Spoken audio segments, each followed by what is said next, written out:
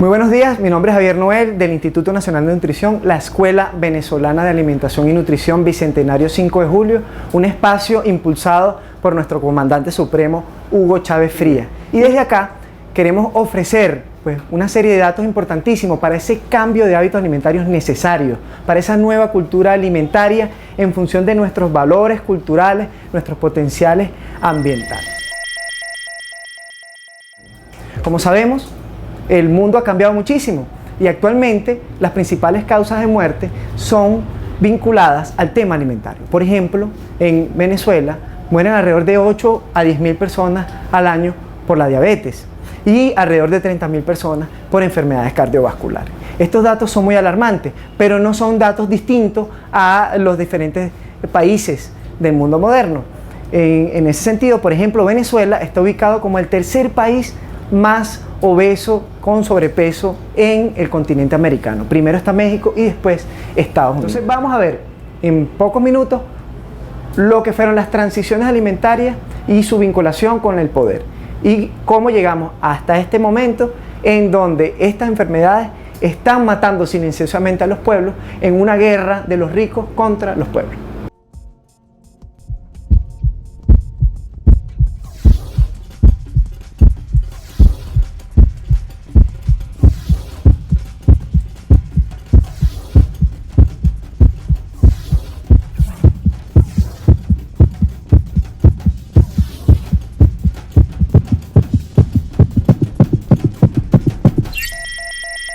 En el principio de los tiempos, los primeros seres humanos eran nómadas.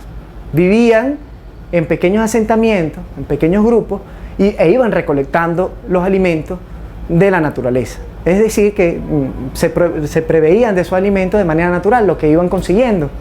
Por supuesto, eso fue generando una cultura que va desarrollándose y se genera lo que conocen muchos teóricos como la revolución agraria. En esa revolución agraria, los seres humanos aprendimos a cultivar y, digamos, a manejar la naturaleza, comprendimos los ciclos naturales, los ciclos lunares, las estaciones, y a partir de ese momento surgen dos grandes cambios. Uno, por supuesto, una transición alimentaria. Esta primera transición alimentaria observamos que se empiezan a cultivar, dependiendo de la región del planeta, cereales de gran importancia. En algunos sitios, por ejemplo, el trigo, en otros el arroz, y en nuestra América en particular fue el maíz. El maíz además acompañado, por ejemplo, de otras plantas como la pira, que es la amarantácea, lo que se conoce como hierba caraca, así como los granos, los frijoles y distintos tipos de leguminosas. Simultáneamente a esa transición alimentaria hubo cambios también en las relaciones humanas, es decir, los que se apoderaban de la tierra empezaban a generar una posición de poder, subyugando a los demás. Entonces empiezan a separarse, a ocurrir las primeras clases sociales, los dueños de la tierra y todos aquellos que eran artesanos y agricultores. Posteriormente a eso, nosotros tenemos que también considerar en nuestra América, en nuestro territorio, otro hecho importantísimo, muchísimo tiempo después, que fue la colonización. Los europeos trajeron sus costumbres, trajeron su cultura e impusieron una forma de alimentarnos distinta a la que existía acá en nuestra América, y esas grandes y maravillosas culturas que existían acá, pues no poseían, en gran medida porque no eran adecuadas ni aptas a su medio ambiente. Por ejemplo, el trigo. Hoy en día nosotros somos uno de los países con mayor consumo per cápita de trigo, y eso está vinculado desde ese momento de la colonia. Por eso esas sabias palabras del comandante Chávez, que hablaba de que esa ideología de los Cortés y los Pizarros se mantiene hasta hoy y llega a esta crisis sistémica de la actualidad, una crisis que está vinculada a la alimentación, al ecocidio, vinculada a múltiples factores, el económico, el poder, lo social. El trigo, en esta situación, pues se cultiva y proviene de países donde hay 4 estaciones, donde hay un clima normalmente frío y seco. En el trópico no podemos cultivar grandes extensiones de trigo, el rendimiento es mucho menor y no concuerda con la gran demanda que tenemos de este cereal. Recordemos que el trigo lo conseguimos en galletas, en la pasta, en el pan blanco, en las tortas, en todos esos productos, bollerías de la panadería, dulces. Todos estos productos son a base de trigo. Y el trigo y los alimentos de trigo son parte fundamental de esa seducción capitalista contra los pueblos. Y vemos gran cantidad de estos alimentos son producidos por grandes transnacionales. Y el mercado internacional del trigo está manejado por los mercados especulativos. Y eso genera pues una gran vulnerabilidad. Y después de eso viene otro proceso bastante interesante, que fue, por supuesto, la independencia. Y vemos cómo ya en el proceso independentista empieza a surgir una cultura mestiza. Entre ellos estaba, por supuesto, Francisco de Miranda y el Libertador Bolívar. Algunos que iban a la independencia iban en función de mantener un proceso colonialista. Recordemos que otros de, digamos, los medios de producción en la colonia estuvieron vinculados también a la alimentación. Uno de los principales medios de producción eran los cultivos de caña. En ese caso, el cultivo de caña, pues además tiene una especie de herencia histórica nefasta, porque fue por este tipo de cultivos que se requería la mano de obra esclava, por lo tanto se esclavizaron a tantos africanos. Estos procesos pues tuvieron un momento clímax, que fue la Revolución Industrial, siglo XVII, XVIII y sobre todo, y ya después cerrando en el siglo XIX, la tecnología que había desarrollado el mundo capitalista, sobre todo además tomando en cuenta todas las riquezas que fueron robadas del continente americano y del continente africano en las colonias, llegaron a que estos países tuviesen un cierto impacto en lo que fue la tecnología y lograron construir algunas fábricas, construir ciertas, el ferrocarril también fue sumamente importante, el tema del carbón como elemento energético, y eso produjo también importantes cambios. Ya empieza entonces a emerger una industria alimentaria, empiezan a emerger las fábricas y el poder cambia también. Ya el poder no residía en el dueño de la tierra, sino que residía en la fábrica y poco a poco en el capital, cada vez más en el capital. Los que eran artesanos y agricultores pasan a ser obreros y el proceso de dominación de clases fue aún más terrible. En esos cambios, en esas transiciones, surgen nuevos poderes. Por ejemplo, la familia Rockefeller empieza a amalgamar su riqueza. Porque, bueno, el primer Rockefeller que empieza a generar ese imperio, es John Davidson Rockefeller, que empieza a amalgamar toda esa fortuna a finales del siglo XIX. Pero ahí vemos que terminaron, por ejemplo, teniendo el 90% del petróleo norteamericano con el Standard Oil Company. Ese gran emporio financiero, petrolero, empieza también a tocar el tema de salud y el tema de alimentación. En el tema de salud, por ejemplo, vemos cómo desarrolla algunos institutos, como un instituto de investigación Rockefeller, que fue de donde surgió el modelo médico que está absolutamente determinado por la industria farmacéutica. Fue un señor llamado Abraham Flexner, que además era sionista, estaba vinculado con los poderes y las clases sionistas que se estaba desarrollando sobre todo en Estados Unidos. Abraham Flexner, un investigador médico, crea la teoría germinal, que es la teoría en la cual las enfermedades son producidas por virus y bacterias que vienen del exterior, y toma en poca consideración estilo de vida, alimentación. Por supuesto, crea un factor importante para que la industria farmacéutica diga, bueno, nosotros somos los que vamos a curar la enfermedad, un fármaco por cada enfermedad. Además de eso, por supuesto, empieza a dominar también el sistema agroalimentario. ¿Cómo domina el sistema agroalimentario? Por ejemplo, en Venezuela, en el año 1948, funda Rockefeller, uno de los descendientes de este primer Rockefeller, funda los supermercados CADA. Y a través de los supermercados CADA nos traen todo el American Way of Life, el estilo de vida americano, con todos sus antivalores y con toda esa idea de confort y el lujo, y por supuesto alimentos empaquetados, etc. Los Rockefeller también fundan unas corporaciones económicas en Venezuela que evidentemente empiezan a generar un gran impacto, y además asesoran a los fundadores de la Protinal, que son la industria de alimento animal, a los fundadores de Agroisleña, que son los que trajeron todos los agroquímicos, y también, por supuesto, asesora a las empresas, a los Mendoza, que fundaron, además de Protinal, fundaron Industrias Polar. Es decir, que todas las políticas alimentarias y todo el conocimiento, inclusive el tema técnico y científico del elemento alimentario y nutricional, vino de la mano de personajes nefastos como los Rockefeller.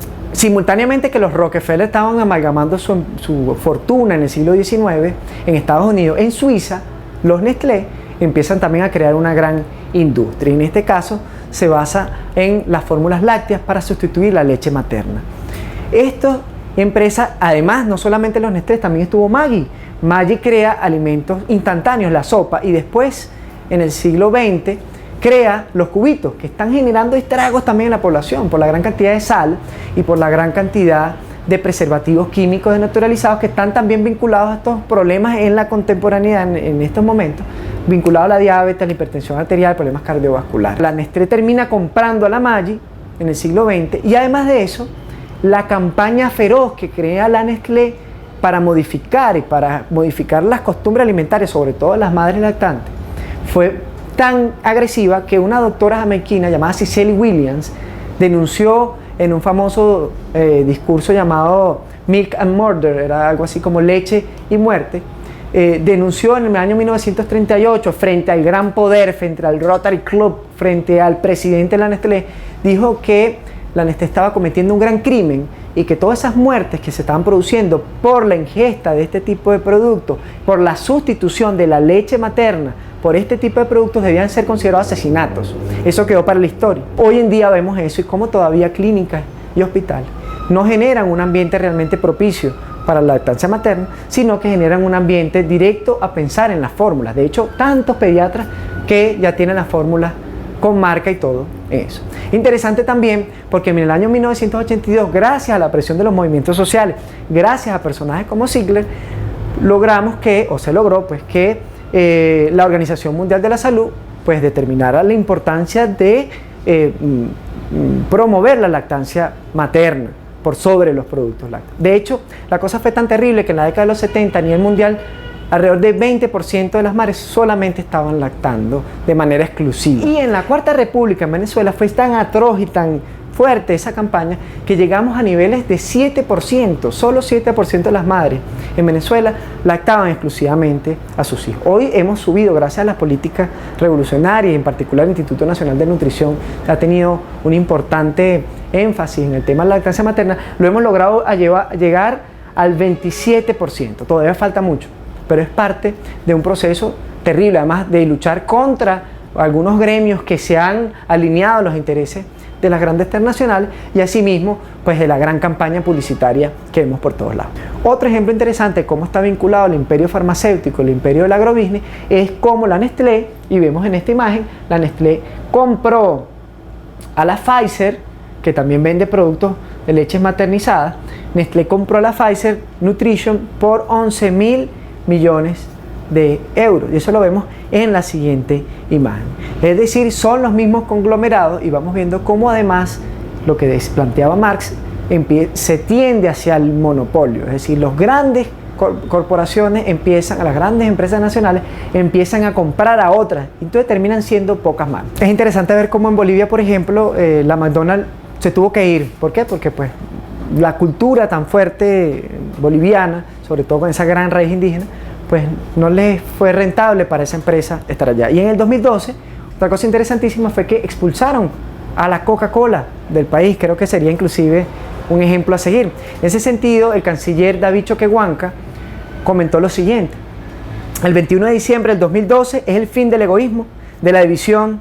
El 21 de diciembre tiene que ser el fin de la Coca-Cola y el comienzo del mocochinche, refresco de durazno. Los planetas se alinean después de 26.000 años. Es el fin del capitalismo y el comienzo del comunitarismo. Es decir, estrechamente vinculado a esas realidades y a esa revolución que se está ocurriendo en nuestro continente. Y como decía el libertador Simón Bolívar, la liberación del nuevo mundo es la esperanza del universo. La comida chatarra ya en el mundo capitalista y sobre todo después en el mundo neoliberal a partir de la década de los 80 se convierte en otro punto de lanza de la dominación imperial sobre los pueblos. Y efectivamente, como veníamos viendo, enferma para después venderle, entre comillas, los remedios, es decir, un negocio redondo que se ha generado toda esta industria capitalista.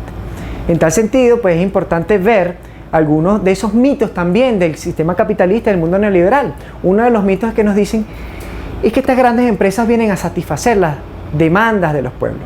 La pregunta es, ¿quién tenía necesidades de hamburguesas? ¿Quién tenía necesidades de comida chatarra? ¿Quién tenía necesidades de refresco? Y otro dato interesante, la Bayer, por ejemplo, fue una de las principales empresas que produjo armas químicas para el régimen nazi alemán.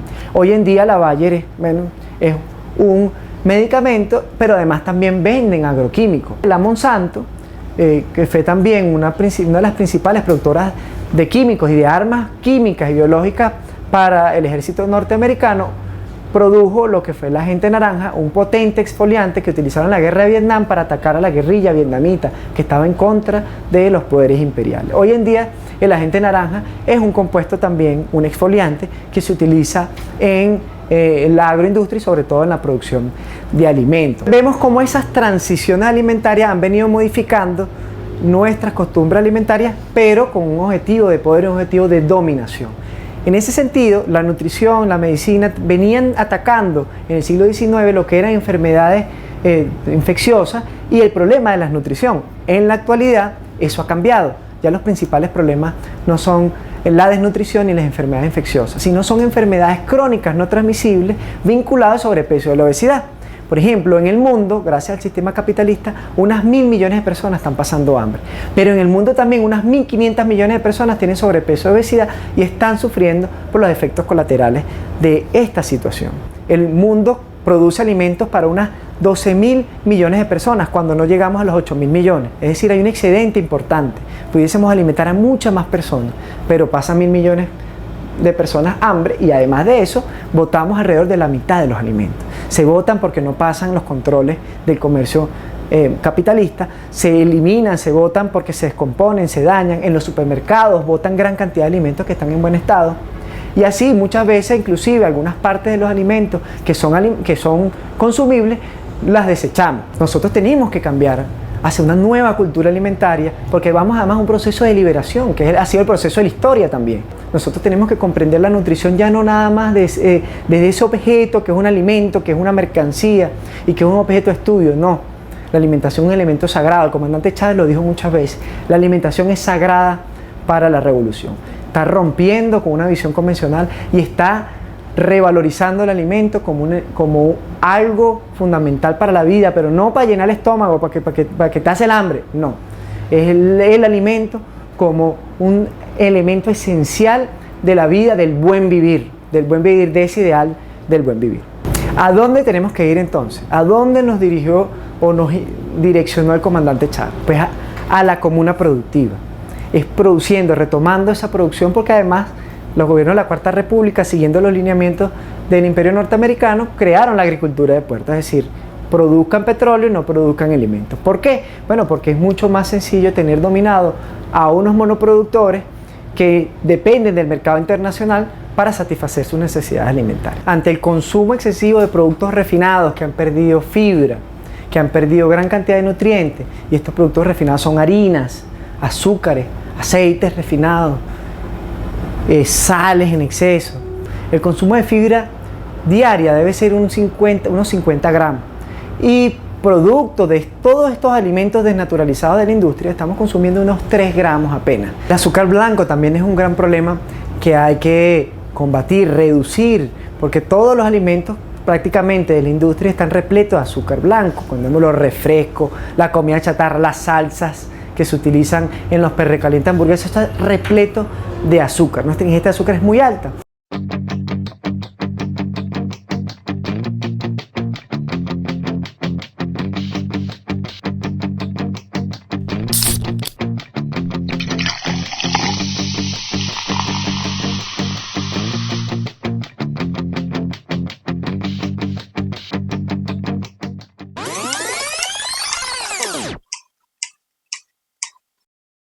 Recordemos al médico tradicional japonés Niyoichi Tsukurasawa, que dijo lo siguiente en el año 1940. Es tan solo ahora cuando la medicina y la ciencia occidental han empezado a dar señales de alarma sobre el descomunal incremento del consumo de azúcar per cápita. Confiamos en que la medicina occidental algún día admitirá lo que se ha conocido en Oriente durante años. El azúcar es sin duda el asesino número 1 en la historia de la humanidad. El consumo de sal en exceso, los cubitos, las sopas instantáneas, todos esos productos de esas grandes empresas transnacionales, lo que tienen son grandes cantidades de sal que también están estrechamente vinculados a estas enfermedades, hipertensión arterial, a daño en el riñón, a problemas en el hígado, etcétera, etcétera. El consumo de chucherías, una de las grandes tragedias es que a los niños que creemos que tenemos que darle chuchería, a los niños no hay que darle chuchería. Eso es un gran daño que le estamos haciendo a nuestros niños. ¿Qué debemos darle? Dulces sanos. ¿Qué dulces sanos? Volvemos a la fruta. ¿Qué más dulce y qué más sabroso que un níspero, un mango en la temporada, una piña? Tenemos gran cantidad de frutas disponibles y que además pueden ser una opción interesante. Igualmente los dulces criollos, tenemos gran cantidad de dulces criollos a base de papelón, no de azúcar blanca, a base de maíz de verdad, a base de productos integrales, productos naturales. Rescatemos todos esos valores y consumirlos, por supuesto, en función de nuestras necesidades, de nuestras potencialidades y, por supuesto, tomando en cuenta esta nueva cultura alimentaria que estamos construyendo para generar la libertad y la soberanía. Asimismo, también tenemos que tomar en cuenta otro problema terrible, es la fritura. Tenemos que inclusive problematizar los alimentos tradicionales. Una empanada frita es muy tradicional, muy criollo, pero está frita.